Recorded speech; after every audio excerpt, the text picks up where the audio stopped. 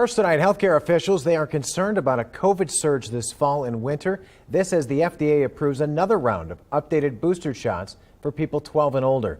Mamie Boss spoke to doctors about its effectiveness and exactly when you can and should get it. Mamie, what are health professionals saying about it tonight? They say get your shot as soon as possible. The new bivalent COVID-19 booster shot targets Omicron subvariants. Now, I spoke with Dr. Roberto Colon with Miami Valley Hospital behind me, and he tells me while human trials were not conducted with this booster, there's really no need to worry. What they have simply done is added the RNA material for the Omicron. So there is really no expectation that there is anything different. So maybe vaccine makers are expected to deliver 3 million of these doses this week. When's the Miami Valley going to get them? Shipments are scheduled to arrive tomorrow in Montgomery County. Now, I spoke with Public Health, and it tells me that if those shipments do arrive tomorrow, then you can expect shots to go into arms as soon as Wednesday. Now, coming up at 6:30, if you just recently got a booster, health experts tell me when you should be getting this new booster that will be available this week, and also why they fear a COVID fall and winter surge could be upon us. Back to you. Mamie, thank you. A big win in federal court for former President Donald Trump. A judge granting his legal team's request to appoint a special master in the FBI search of Trump's Mar-a-Lago estate. Now, a special master is a third-party attorney outside the government who will review the seized materials. Those materials include privileged documents Trump could claim have attorney-client or executive privilege. Trump's lawyers argue they don't trust the DOJ to keep privileged materials out of its ongoing criminal investigation. Now, this appointment means the DOJ will have to pause its review of those seized documents until the special master's review is done. Both sides have until Friday to submit a list of potential candidates for the position. Federal prosecutors are expected to appeal. The president and vice president spending Labor Day to talk about unions. President Biden traveling to Milwaukee to talk to trade unionists and honor their work. The president tweeting, quote, "American workers built our communities and powered the engine of our prosperity, and our unions have been the voice of those workers, guiding their path to power this Labor Day. Let's give thanks to all America's workers who build this nation and pave our future." And Vice President Kamala Harris went to Boston today, also meeting with labor leaders. She says the White House wants to lead the most pro-union administration in U.S. history.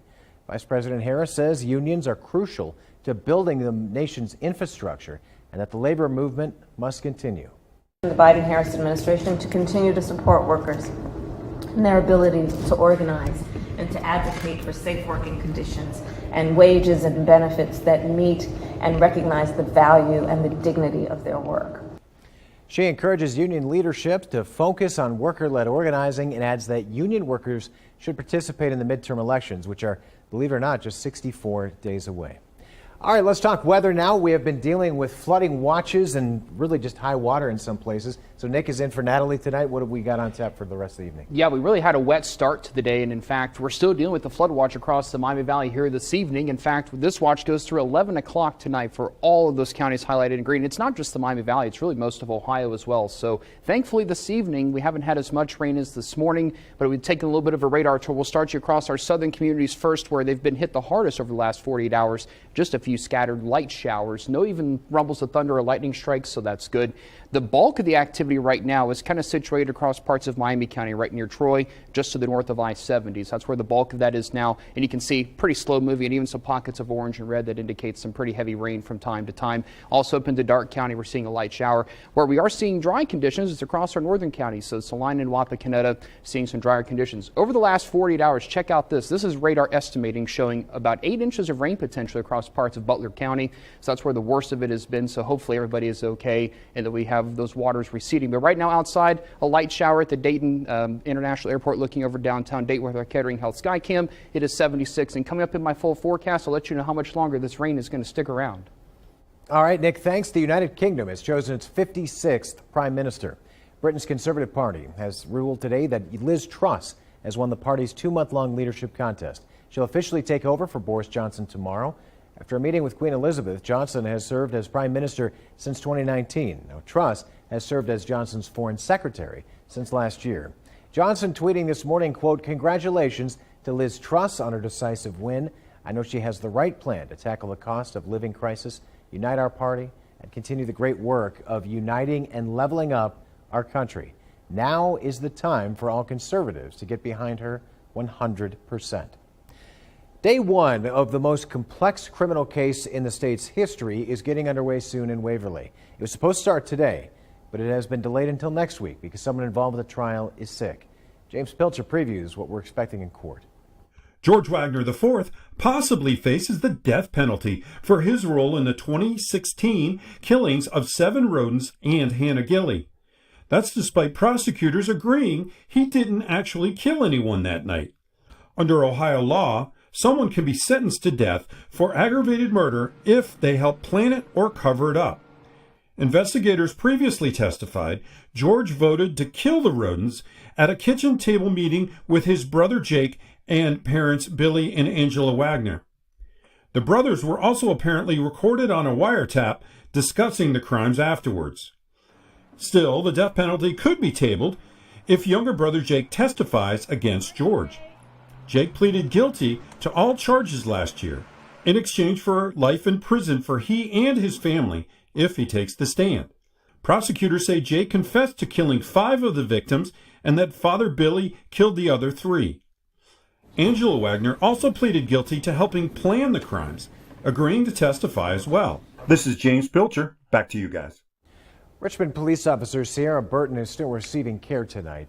Now, she was transferred from the ICU at Miami Valley Hospital to the hospice facility in Richmond over the weekend. Burton was taken off of life support last Thursday.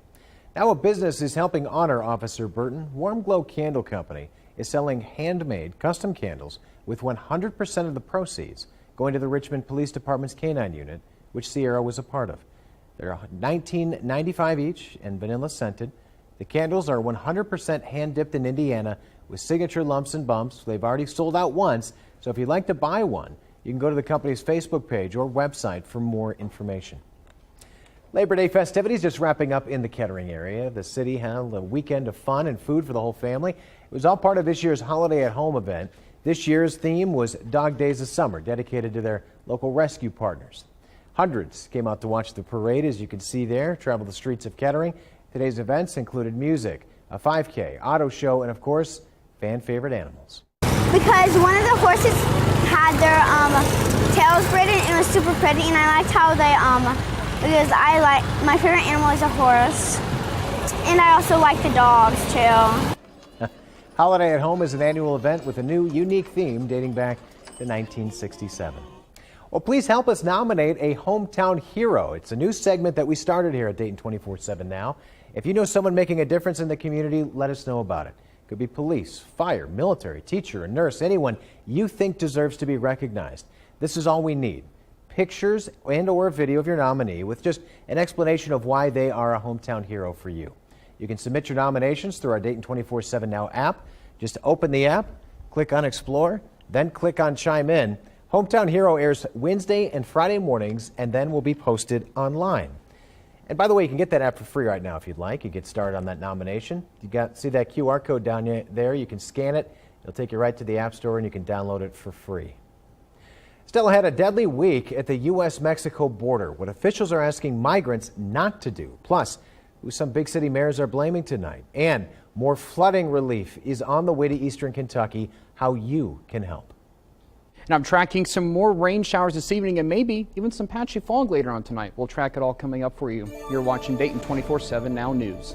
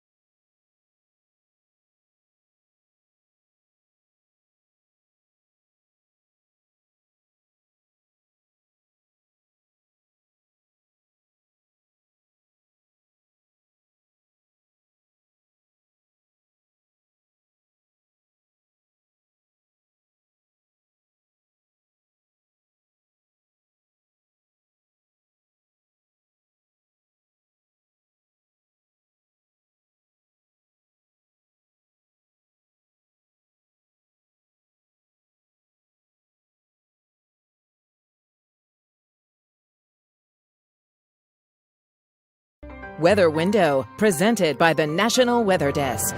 We've received a lot of beautiful sunrise and sunset photos lately, and this time of year, the lower sun angles have a lot to do with that by increasing the amount of blue light wavelengths that get scattered by the atmosphere. Of course, that also means that we're losing daylight rapidly. By the end of the month, the northern lower 48 states will lose around 100 minutes of daylight and 40 minutes even for Florida. For more content like this, like the National Weather Desk on Facebook.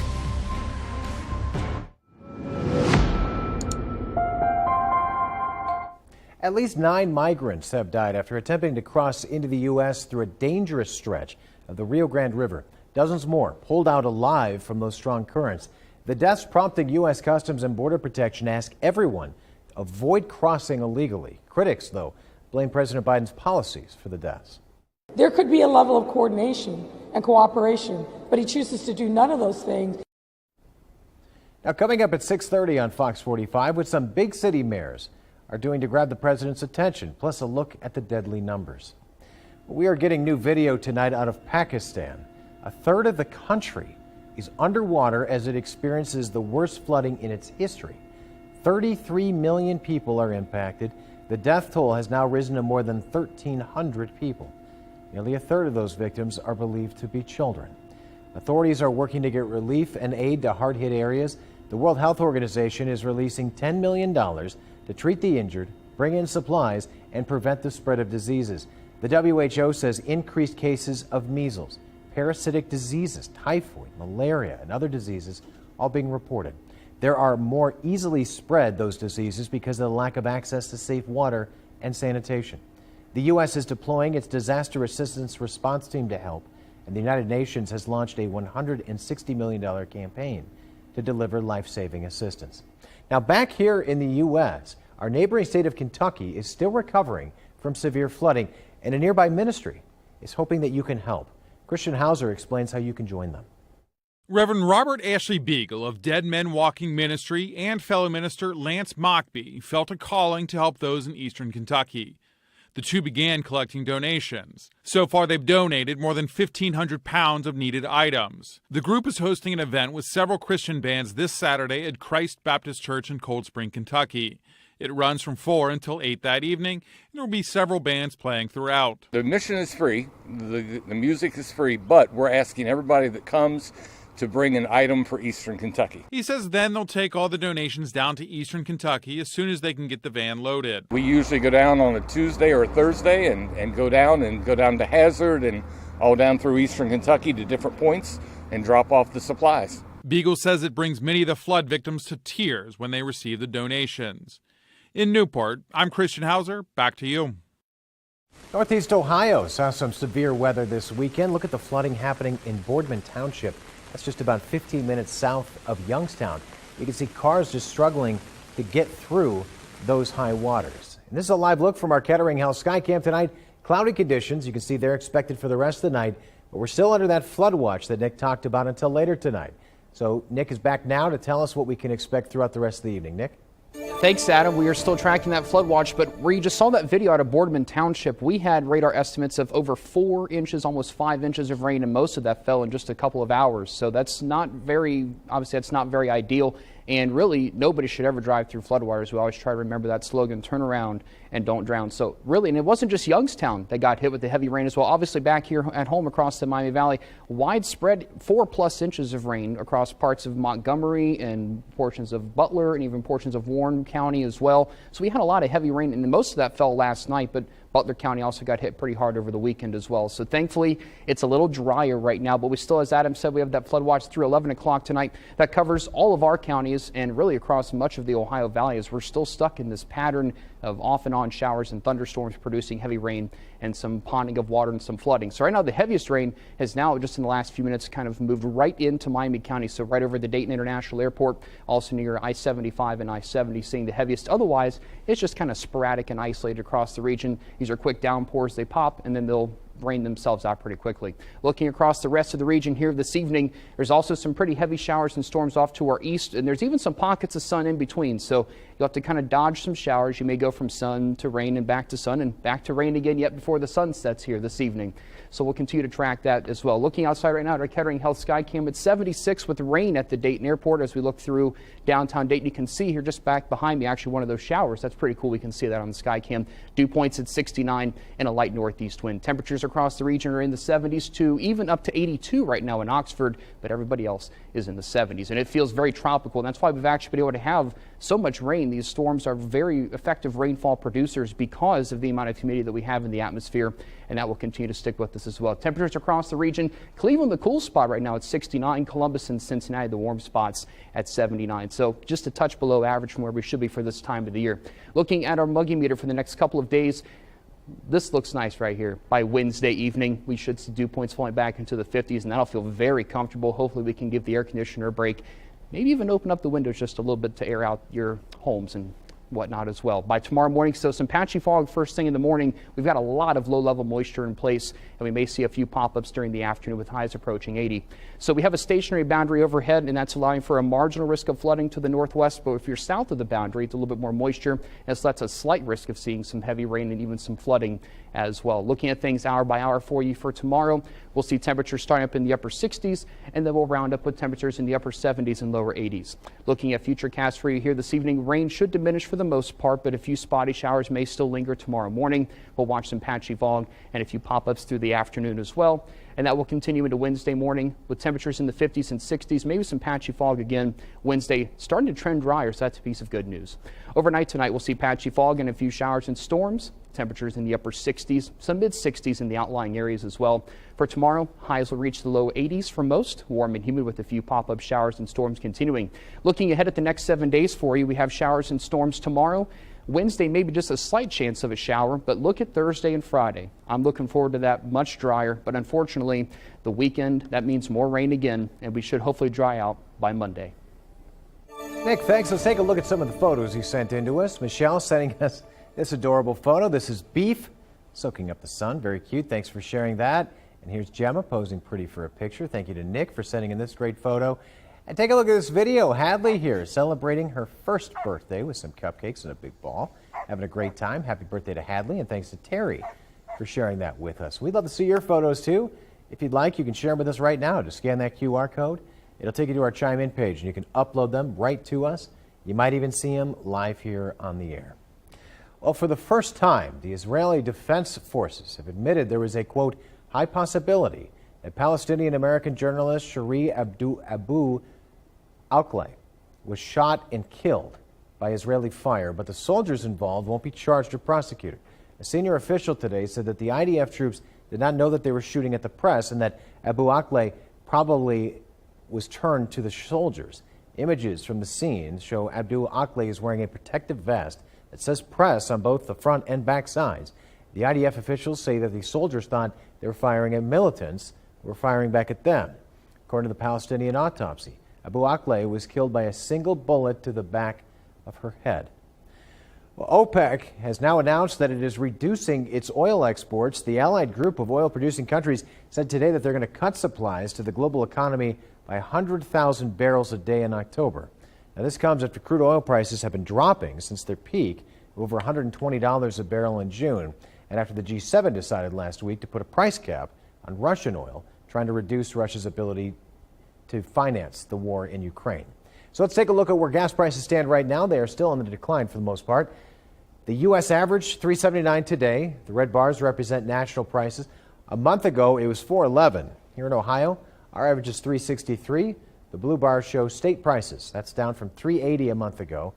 And all of that is far below the highest recorded average price of $5.02 back in June. Well, live look at the Dayton International Airport's flight tracker now. People are out and about for Labor Day. AAA saying about 32% of Americans are traveling this holiday weekend. That's according to a survey. About 82% of those travelers will go by car. Some of the top spots people have booked, hotels, cruises, and tours are in Las Vegas, San Diego, and Orlando. But AAA survey shows Labor Day weekend is just the start. Many people plan to keep traveling during the fall months as well. Nearly 3/4 of respondents said that they plan to take a leisure trip after Labor Day. Well, if you like to write, you can help the Gem City shine through poetry. Ethan Edwards shows us how you can join Dayton's Haiku Challenge. This is a great time to channel your inner poet, maybe your soft side too, with the Dayton Haiku Challenge. Now this runs through the end of the month, and you basically just have to write a haiku about the city of Dayton. Now it is 3 lines. First is 5 syllables, second 7 syllables, the last one 5 syllables. Now each entry will be reviewed by judges. They have different age categories. You get first, second, third prize. And then they're going to be posting some of the best haikus up on their social media channel as well. Then they're going to have a traveling exhibit next year. So I did my best to come up with a haiku, especially for this event. Got something to say? Try writing a haiku. Dayton is your muse. I give it a shot. Anyways, submit yours at DaytonHomecoming.com. Nathan, thanks. A new pub to the north wants to give you a very unique experience. Still ahead, how you can travel across the pond all while staying in Ohio. You're watching Dayton 24/7 now.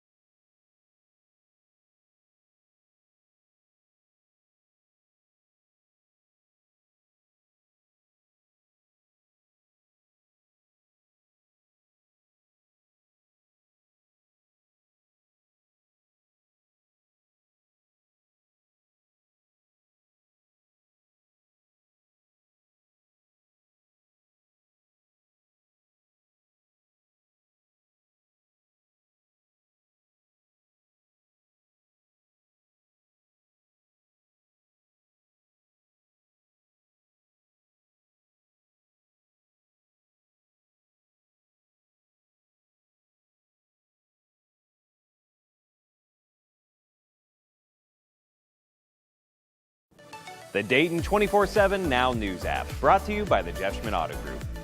A new pub in Enid wants to give you a traditional British experience. Tej Joshi, host of Good Day Dayton, shows us what's good there and why this place is uniquely English. Today we are in Enid featuring a new restaurant. This place is awesome. It is actually called The Last Queen. As this big board says, this is a British style pub and they actually make things here and serve you in that British pub style. I'm going to explain a little bit what that means. You walk in, see this amazing decor. The bar's right here. You can grab a drink. And when I say they're serving you in a British style, that means you order here at the bar, and then when you're enjoying your seat, they'll bring that food to you. This place just opened up about 4 months ago. They serve lots of great food, like I said, in that traditional British style. So the fish and chips, one of the best dishes here. They have Indian style curry, which is one super popular in the UK, of course, also super popular at this restaurant. And the thing that I tried that I thought was absolutely delicious was their amazing sticky toffee pudding. Lots of reasons you come out here to Enid and try The Last Queen. Back to you guys in the studio. All right, Tej, thanks. Well, perfect timing with dinner on the horizon for many of us here, making us hungry. So we got to watch out for maybe some spotty storms, though. Or rain, yeah, we may have some spotty storms here for the next few hours and maybe even a few pockets of high water out there. We're still under a flood watch until 11 o'clock tonight. So we look at the next 7 days. So thankfully, I cannot wait for Thursday and Friday. Get this system out of here and it'll look better. Perfect timing. All right, Nick, thanks. Thanks for being with us. We are over on Fox 45 next. We hope you join us.